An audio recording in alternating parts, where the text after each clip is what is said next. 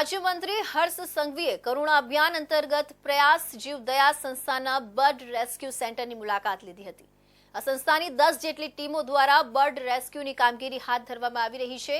Bird rescue ટીમને એક medical kit પણ આપવામાં આવી હતી, જેથી ઇજાગ્રસ્ત પક્ષીઓને તાત્કાલિક પ્રાથમિક સારવાર મળી રહે તેમજ પ્રાથમિક સારવાર બાદ પક્ષીને રેસ્ક્યુ સેન્ટર પર લાવી તેની સારવાર કરવામાં આવે। અઠવા લાઇન્સ જૈન શ્વેતાંબર મૂર્તિ પૂજક સંઘ અને અશોક સોમ સંસ્થા સુરત દ્વારા કરુણા સંસ્થા ચોક બજાર માછલીઘર જૂનું કાર્યરત છે, જે ઉત્તરાયણના પવિત્ર તહેવાર નિમિત્તે ઘાયલ પક્ષીઓની સારવાર માટે એક સેમી આઈસીયુ બનાવવામાં આવ્યું છે, જેમાં છેલ્લા 2 દિવસની વાત કરીએ તો કરુણા સંસ્થાને 22થી વધુ કોલ પક્ષી બચાવવા માટે મળ્યા હતા। તેમના 50થી વધુ વોરિયન્ટરો ખડે પગે પક્ષી બચાવવામાં લાગ્યા છે। ત્યારે સરકાર દ્વારા પણ એક કરુણા અભિયાન ચાલુ કરવામાં આવ્યું છે। ત્યારે આણંદથી ડોક્ટરોની ટીમ 20થી વધુની પક્ષીઓની સારવાર માટે કરવામાં આવી છે। કરુણા સંસ્થા દ્વારા વાત કરીએ તો ઉત્તરાયણમાં 10થી વધુ કોલ અત્યાર સુધીમાં મળી ચૂક્યા છે। સુરતીઓને કરુણા સંસ્થા દ્વારા એક સંદેશો આપવામાં આવ્યો હતો, જેમાં ઉત્તરાયણ પછીની જે માંજો ગમે ત્યાં ઝફળતો જોવા મળે છે તો તરત તેનો નિકાલ કરી દેવો, જેથી કરીને ઉત્તરાયણ પછી પણ કોઈ પક્ષી ઘાયલ ન થાય।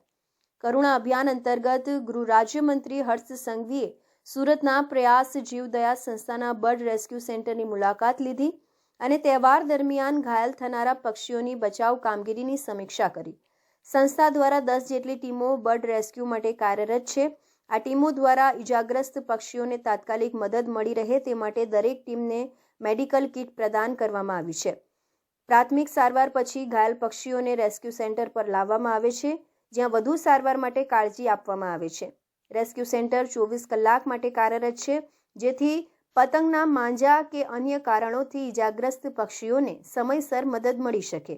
તહેવાર હંમેશા ઉજવવા જોઈએ। તહેવાર એ આપણી એક સંસ્કૃતિ છે, જે સંસ્કૃતિ છોડવી ન જોઈએ, પણ અત્યારે આપણે એનો વ્યવહાર ચૂકી ચૂક્યા છે। સંસ્કૃતિ છે કે એકબીજાને મળવું, તલગુળ એટલે કે એ ખાવું, ચીકી ખાવી, એની બદલે આપણે માર્યો કાપ્યો એવા વ્યવહાર ઉજવીએ છીએ અને એમાં બીજા રાગદ્વેષ ઊભા કરીએ છીએ, તો એ ન કરવું જોઈએ। અને એના લીધે જે ઉત્તરાયણમાં પક્ષીઓ ઘવાય છે, એના માટે આ એક આઈસીયુ સેન્ટર અહીંયા હંગામી આઈસીયુ સેન્ટર ઊભું કરવામાં આવ્યું છે, જેમાં કોઈ પણ પક્ષીઓ આપ બી જુઓ તો સેન્ટરનો નંબર છે 9825298063।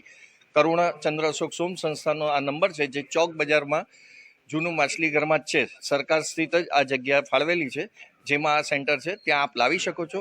અને સાથે સાથે એક બીજી નમ્ર વિનંતી કે જ્યાં પણ આપ હવે દોરીઓ જુઓ આ તહેવાર દરમિયાન, ત્યાંથી ચાહે ટેરેસ પર હોય, સોસાયટીમાં હોય, ઝાડ પર લટકતી, તો એ ઉતારી લેશો અને એનો ત્યાં ને ત્યાં નિકાલ કરશો, જેથી આગળ આવા પક્ષીઓ ઘવાય નહીં। હર્ષ સંઘવીએ કાર્યમાં સંલગ્ન તમામ ટીમોને અભિનંદન આપતા જણાવ્યું કે જન્મજીવો માટેની સહાનુભૂતિ અને મદદ એ માનવતા માટે મહત્વપૂર્ણ છે।